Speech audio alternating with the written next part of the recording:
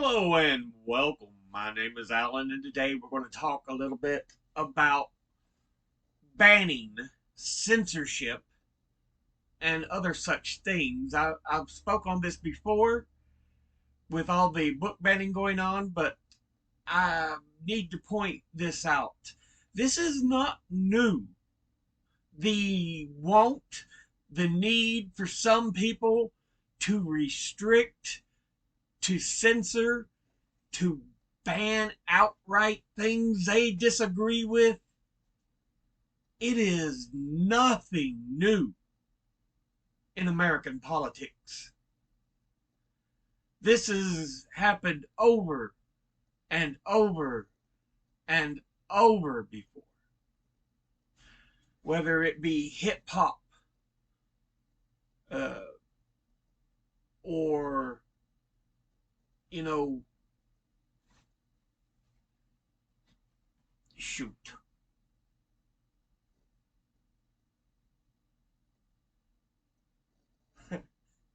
Heavy metal is what I was trying to think of. I could not think of the name of the genre. It's one of my favorites, but I could not think of it for some reason. Anyway, yeah. Um,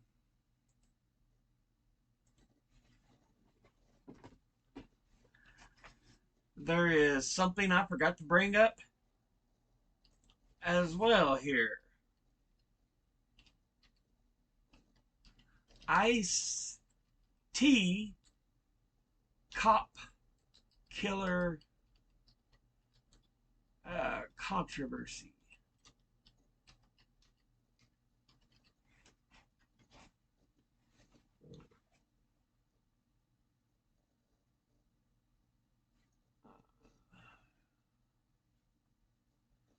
I don't like these uber long videos.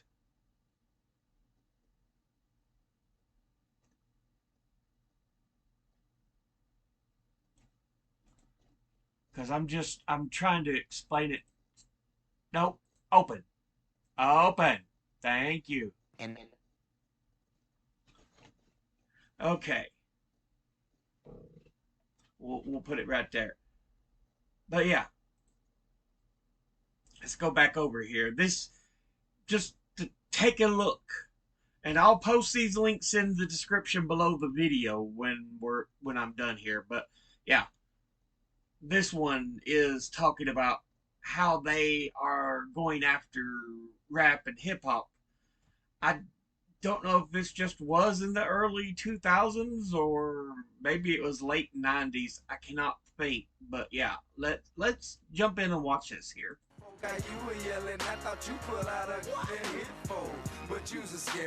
Yeah, yeah. Hip hop will be on the front lines later this month when a congressional hearing is convened on September 25th. The hearing, which hasn't been officially announced, will be titled From Imus to Industry. Yeah, see, they're already going after hip hop in full. Amos, who was a radio disc jockey, the way he spoke, wasn't always very listener friendly, but he said what he wanted to say. To going after in the industry, which is your record companies and producers and so on. The business of stereotypes and degradation. And the content of hip hop videos and lyrics is one of the topics that will be discussed. Yeah. I think a lot of it was saying the way they view women or discuss women is disgusting. This is criminal, blah, blah, blah. Typical censorship banning talk. Representative Bobby Rush, chairman of the House Subcommittee on Commerce, Trade, and Consumer Protection, said, "I want to engage not just the music industry, but the entertainment industry at large, to be part of a solution. I want to talk to executives at these conglomerates who've never taken a public position on what they produce." Yeah, I mean, it's like, see, they only do this for money. They don't care about anything.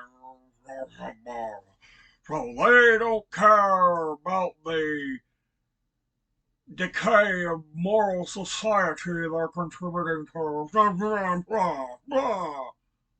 But it's been surprisingly very difficult to get them to commit to appearing.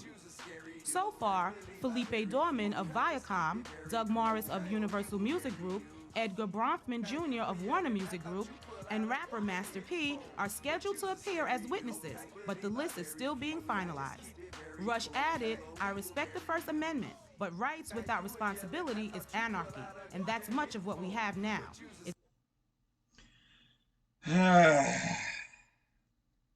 Look,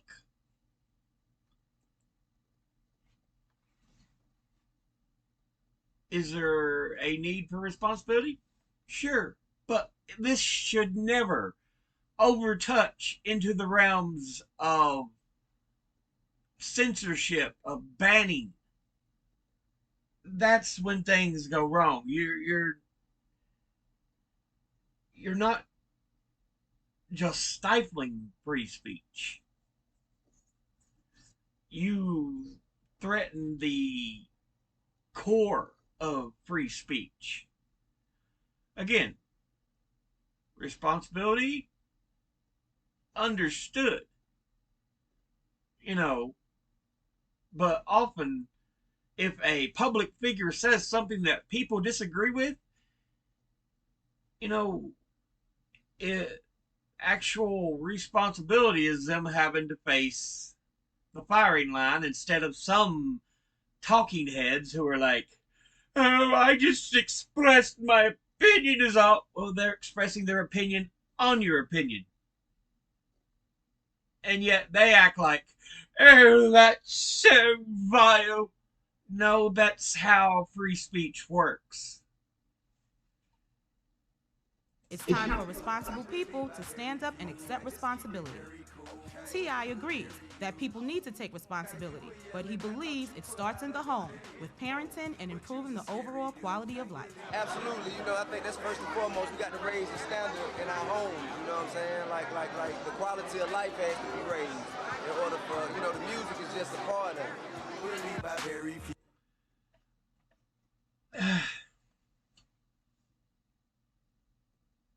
Life at home, life in public, there's a lot that needs to be improved, and that would help solve a lot of issues.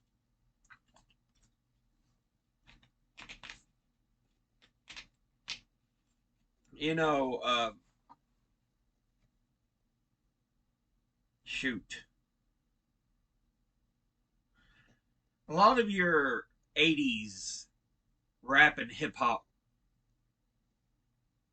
was born out of life in the inner cities.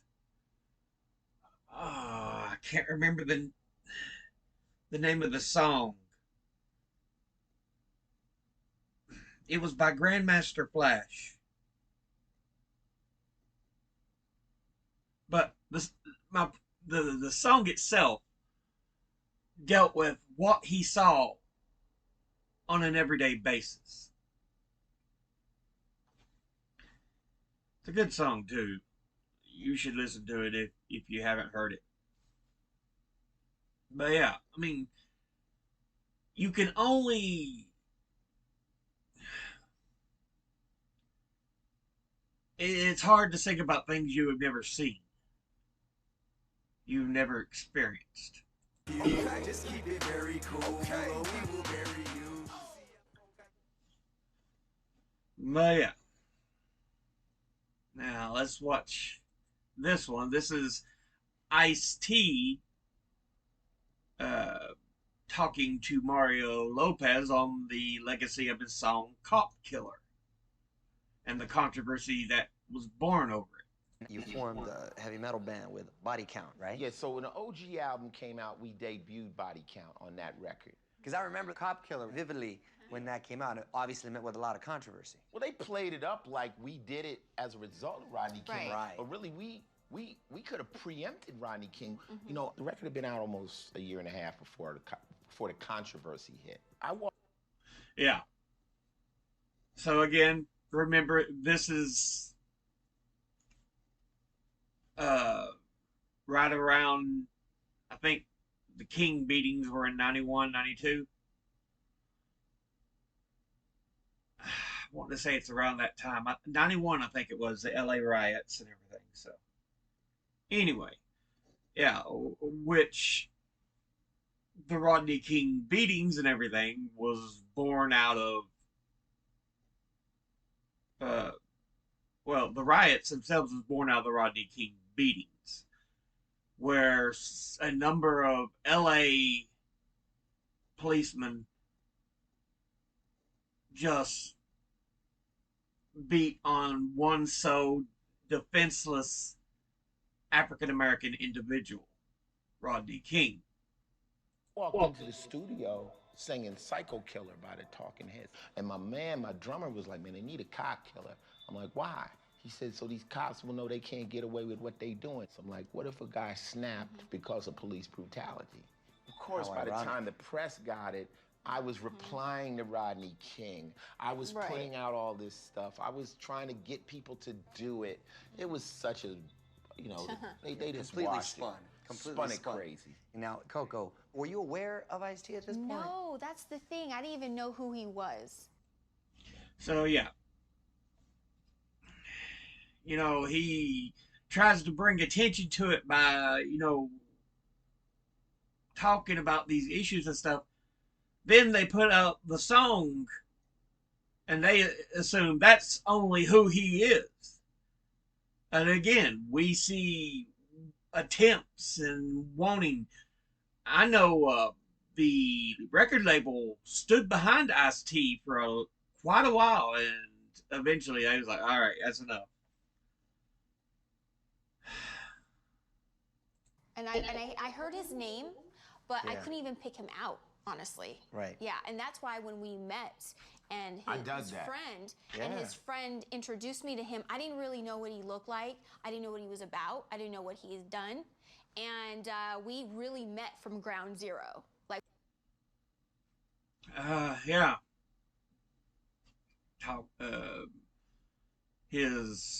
not sure if they're married or not. They might be married, but they're discussing how she didn't even know who he was and everything, and he's like, hey, yeah, I actually I like that fact. So when we dated, he had to teach me what he did. Because he changes, he morphs. He changes into conservativeness, into rock star, into... Wearing all these different hats. Going in the hood. I'm teaching kids. You gotta appreciate the irony, though, of like playing cop killer now and you playing a cop for 15 years or so now, right? Well, I mean, it throws... Yeah, what is it? Special Victims? Oh, I think it's one of the CSI shows, something like that. One of those multiple cop shows, and of course that's what he's now known for. But this was, like I said, way back before then. He actually sang a song talking about, you know, what if somebody snaps over all the murders committed by cops? Throws a lot of people off. They don't get it. But I tell them I was acting on the record. I mean, I never killed no cops. I'm not finna to kill no cops. Right. They're both characters. So, looking back, any regrets? I don't really have any regrets. Law and Order definitely was the smartest move Law and Order. Okay, it's all the same bunch of shows: CSI, Law and Order, NCIS, Pig in a Blanket. You know, whatever they are. But yeah. ever made, because the music business changed tremendously in those years that I've been on that show. And what I did was I jumped to another vehicle. My fans that were fans of me matured. Now they have kids and they watch the show. So now, after being out of the loop for so long, they're hungry. They're like, Ice, make another record, make another record, make another record. I want to show my kids what it sounds like. So I'm like, okay, this 15 years has cleaned my palate and it's made me hungry for the stage. Yeah. So I'm about to return, you know, and hit them in the head with that hardcore that they miss. So I'm ready. Yeah. But again, There's another example of something they tried to censor so much: Ice T and Cop Killer. To some parents in the 1980s, Dee Snider of Twisted Sister was the most dangerous guy on the planet. This was when metal met its first organized attack. Yeah, this is during the push by the PMRC in the early to mid 80s. You were talking 1983, 84, and they were going hard after heavy metal groups because they were like, oh, you listen to the lyrics, all they want to do is this and that and this.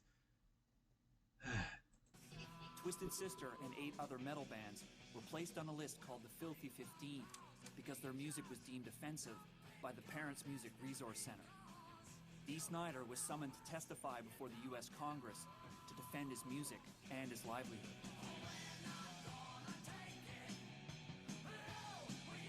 So yeah, Dee Snider, and this is still one of the great moments when, you know, people stood up to the people who like to ban and censor everything.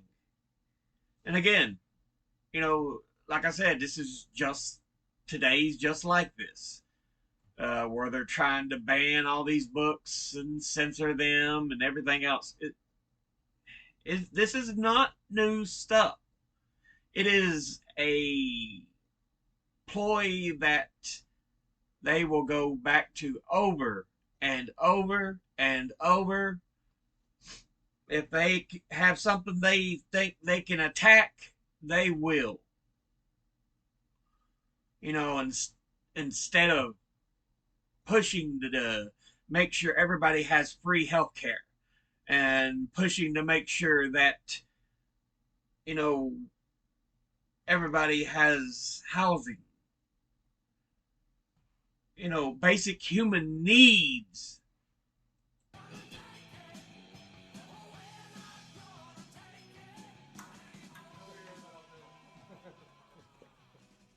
1984 was a pretty insane time for Twisted Sister. We were hearing bits and pieces about this Parents Music Resource Center and Tipper Gore, but Yeah, the PMRC, Parents Music Resource Center. That's this whole thing in 83, 84. And Tipper Gore, if you don't know who she is, she's the wife of Al Gore, who was the vice president under Bill Clinton and tried to run for president in 2000. Even though he won the popular vote, he ended up giving up because it was taking so long to get the vote count out of Florida. And Republicans were just not willing to give it in. And it's like, after everything was counted and figured out, though, yeah, Al Gore had the popular vote. Should have never been a George W. Bush as president. But anyway, that's who Tipper Gore is. not really registering because we were getting protests and religious groups at every show.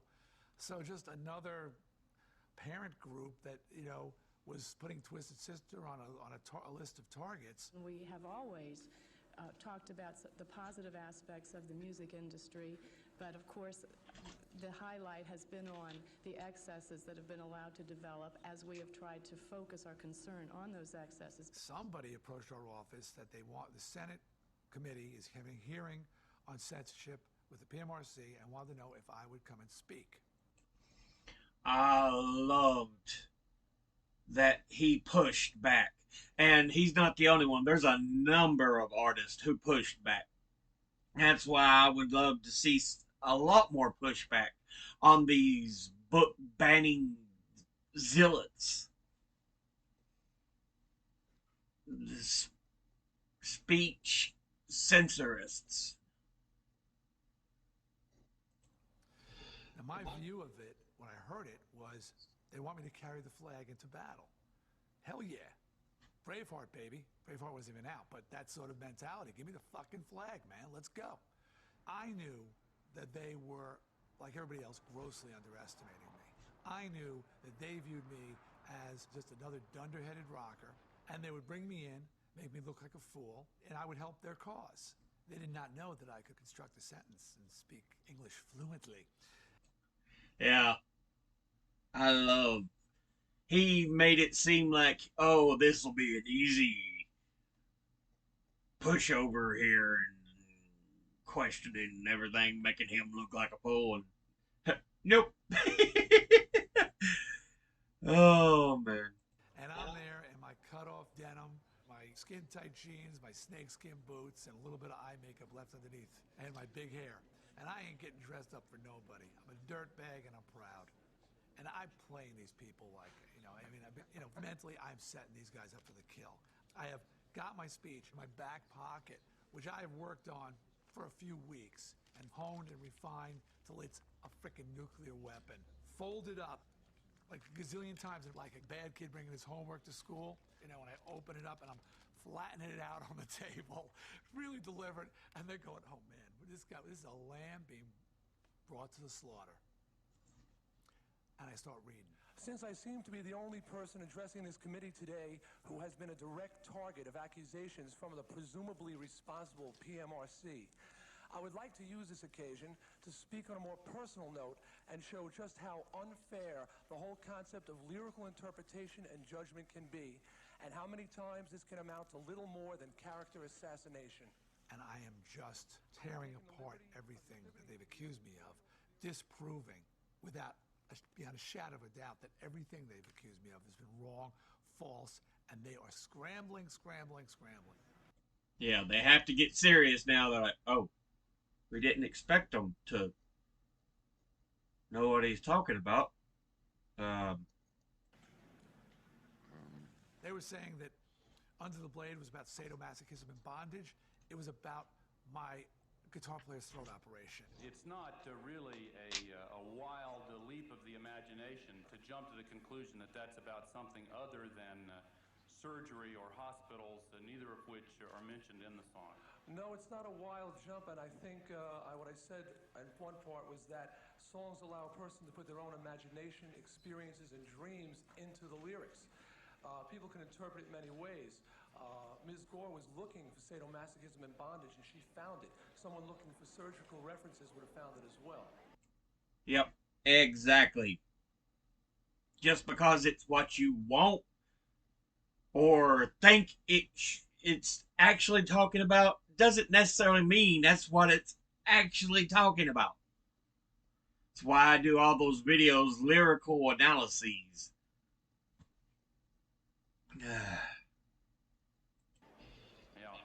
I said, I can't help that Tipper Gore's got a dirty mind, and Al Gore just, oh my God, he really jumped over the table. They were saying, we're not going to take it, it should be on the Filthy 15 for violence, and it was no more violent than the Declaration of Independence.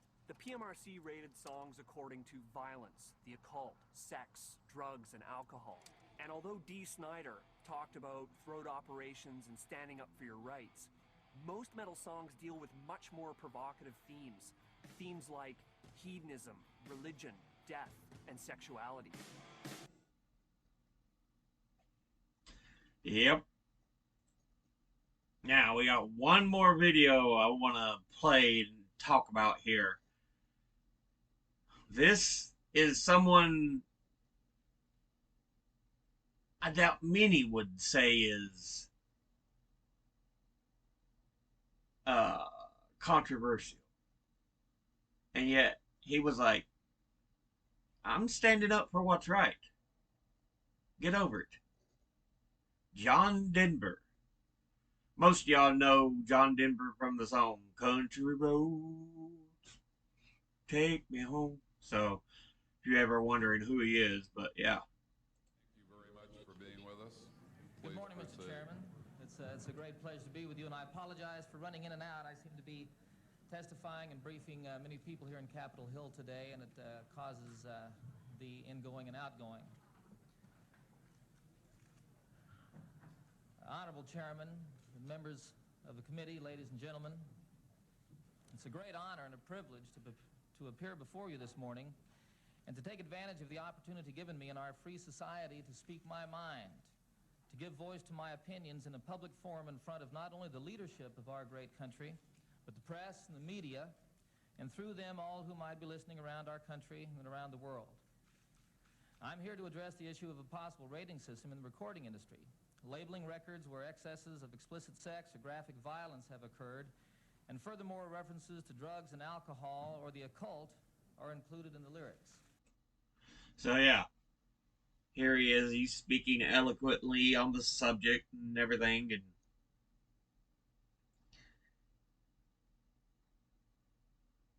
I think most politicians and pearl clutchers wanted easy, you know, destruction of these musical artists and stuff, and it's like most of them were actually very intelligent.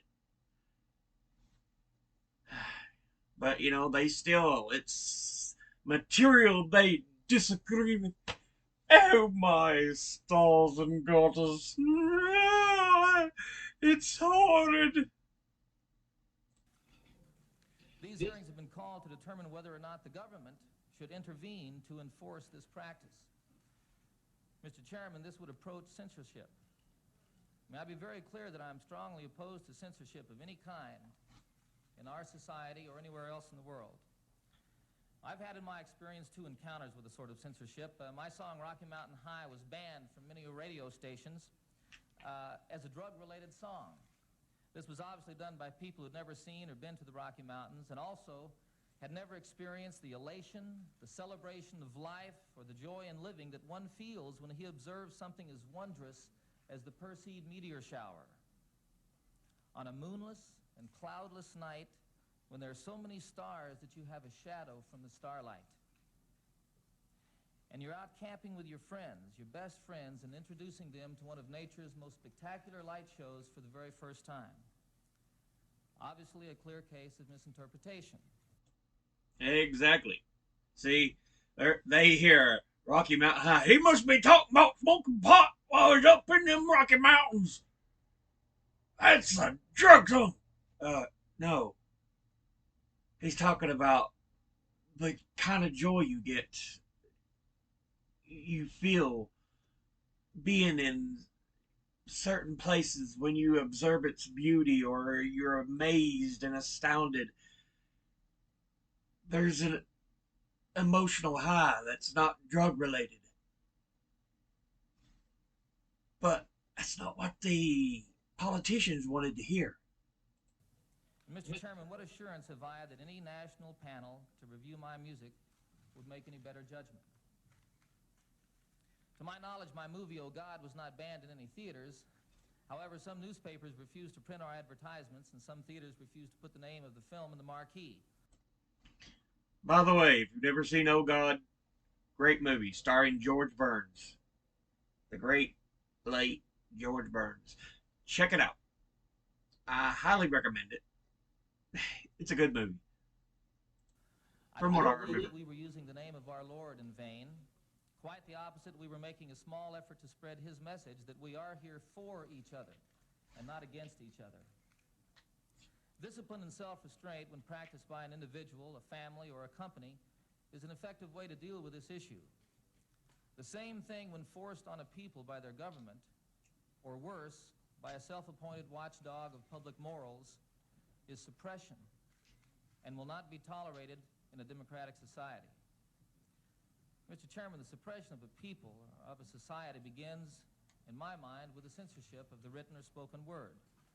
It was so in Nazi Germany. It is so in many places today where those in power are afraid of the consequences of an informed and educated people. Yep. The best way to control a population is keep them dumb. Keep their, ban their access to certain material. Ban certain forms of speech. You censor the way you want to censor. And he cites the way Nazi Germany did such things. It's very, very, very equivalent. In a mature and incredibly diverse society such as ours, the access to all perspectives of an issue becomes more and more important. Those things which in our experience are undesirable generally prove to be unfurthering and sooner or later become boring. That process cannot and should not be stifled. On the other hand, that which is denied becomes that which is most interesting. That which is denied becomes that which is most desired, and that which is hidden becomes that which is most interesting. Consequently, a great deal of time and energy is spent trying to get at what is being kept from you. Our children, our people, our society, and the world cannot afford this waste. Yeah, think about it. When you're young and you have the opportunity, especially I know a lot of young boys, they'll tend to want to look for certain types of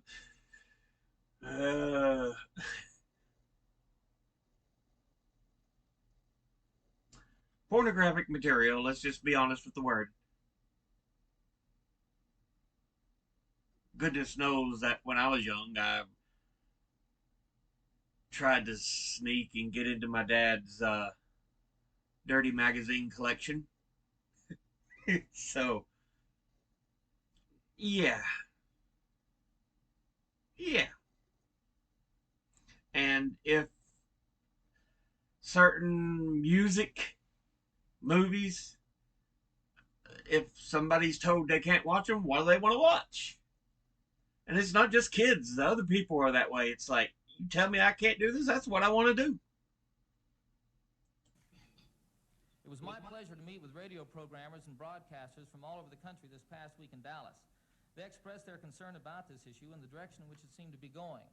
They also expressed their willingness to practice the discipline and self-restraint that I mentioned earlier, especially when they were given direction by their listeners. Now, I believe this to be true because they're in business to please their listening audience.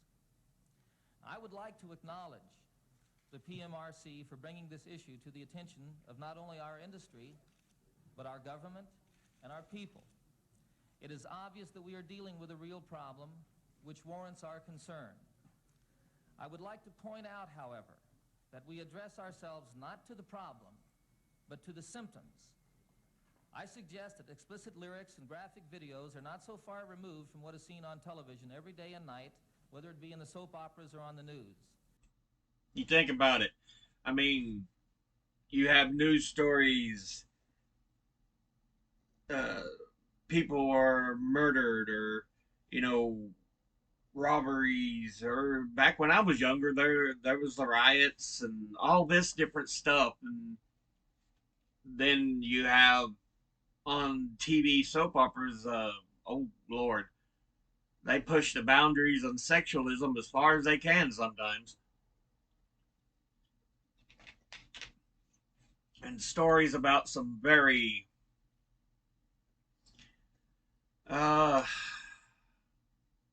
upper level content, uh, whether it be stories of rape or murder, so on. Yeah. But too often it's not an attempt to solve things as a whole. It's just, let's peck at these little issues that I don't like the parts of certain parts. And so that's what I'm dealing with, not the fact that it can be solved as a whole if we, do things to fix things in a wider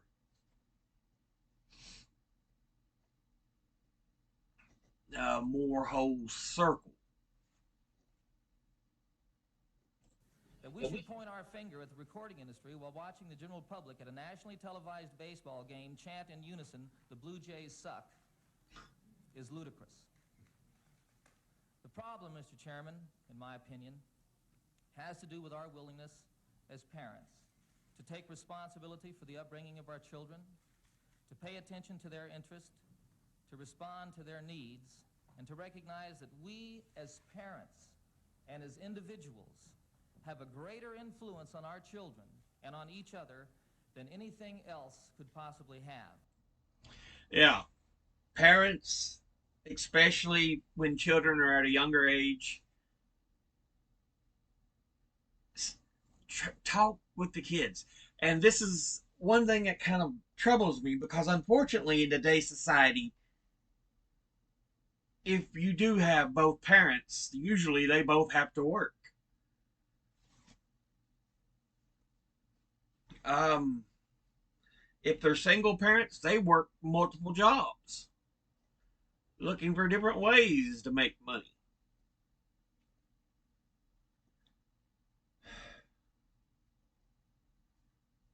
And yes, it's still true that parents are going to have the biggest impact, especially early on in a kid's life.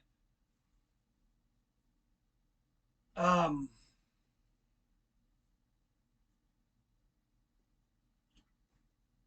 and I know many parents don't like being criticized for their parenting, but unfortunately, sometimes it's something we have to look at as a nation, as individuals.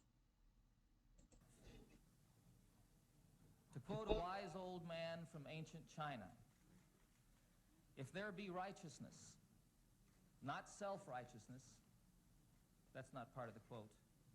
If there be righteousness in the heart, there will be beauty in the character. If there be beauty in the character, there will be harmony in the home. If there be harmony in the home, there will be order in the nation. And if there be order in the nation, there will be peace in the world. I thank you very much. Mr. Chairman, if I may, add a couple of personal words. I'm a father of 2 children, both adopted. I have a lot of friends in the music business, other rock performers who have children also. And all of them, including myself, we have a great concern for our children. That's why I'm here today. In my experience, sir, all over the world, one of the most interesting things about the music that young people are listening to is it gives us, as adults, a very clear insight as to what is going on in their minds. We can know what they're thinking by listening to the music that they surround themselves with.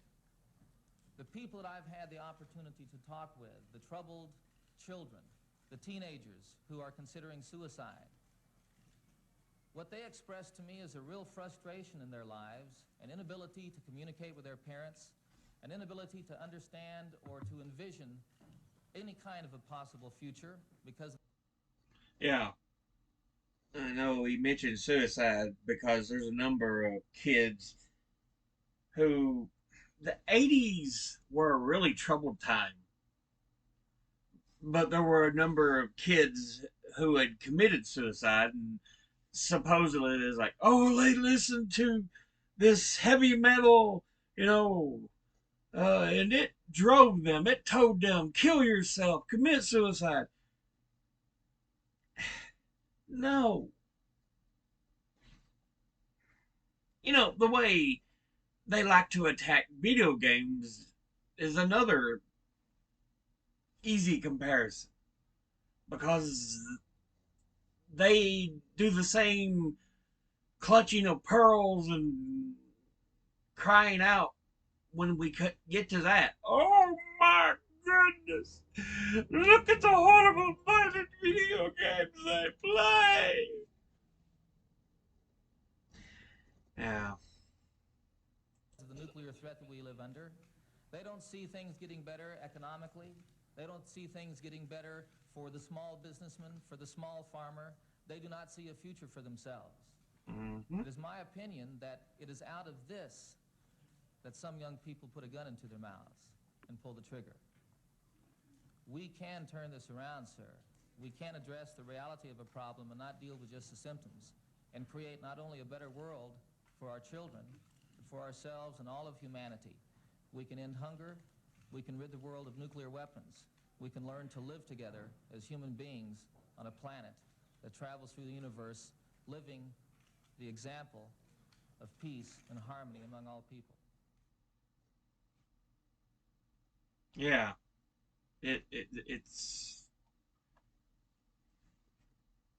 a great testimony John Denver gave.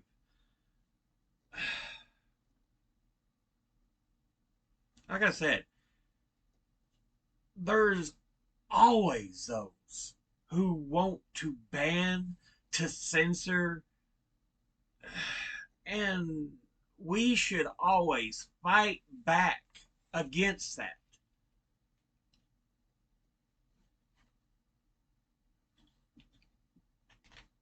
Instead of doing things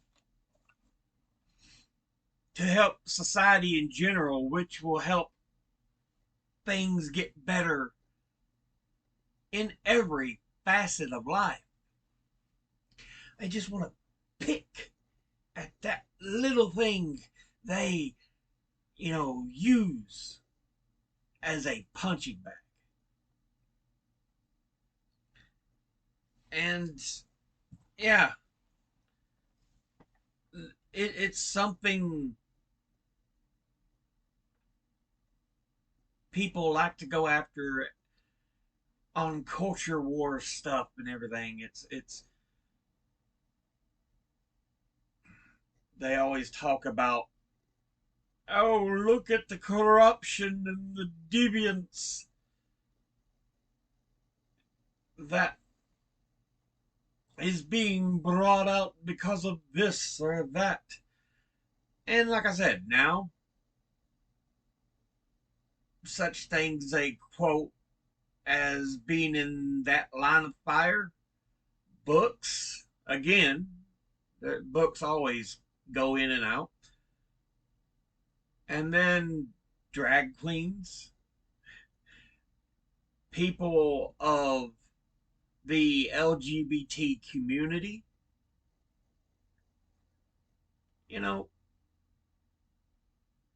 Let's attack something we can hate on instead of doing what we should be doing to fix actual problems in society.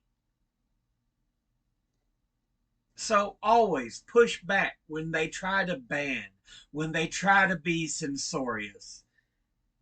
That should never, ever be allowed to keep coming back as things they go to. And this is what it means when they talk about culture war crap. They don't deal with actual facts. That's like, look, that's something I think I can hate and we can make other people hate. Hell, CRT. It was a collegiate class theory. It wasn't anything taught in primary or secondary school. But oh, everybody you thought was losing their damn mind over CRT. And now it's the same with LGBTQ drag queens and books. And oh my goodness, there is such evil in this world. You don't fix anything that's evil by saying we should ban and never talk about that evil. No. You talk about it and understand it and why it came about.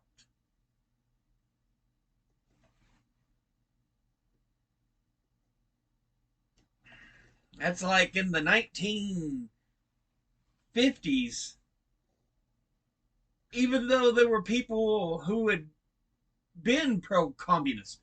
Woody Guthrie, this land is my land, this land is your land. The guy was a socialist. He was pro-socialist. He made it clear he was, very much a socialist. many Americans had socialist and communist views. But with the Cold War, oh, we needed to fear communism. And now, after 70 years of propaganda crap in this country, most people can't tell you what socialism and communism is, even though they may hate it. I've misdefined it in videos myself, so. But yeah. Banning censorship is wrong. We need to stop that. We really do. Anyway, this video has already been a 45-minute video. It's been a long one, but there was a lot that just needed to be talked about in this. I am sorry for those who can't last through the video, but I'll end it here. As always, educate thyself. Think, read, study, learn. Someone tells you something you have trouble believing, ask them to cite their sources. I'll be putting these sources in the description box below the video. I'll see you all in the next one. Until then, later.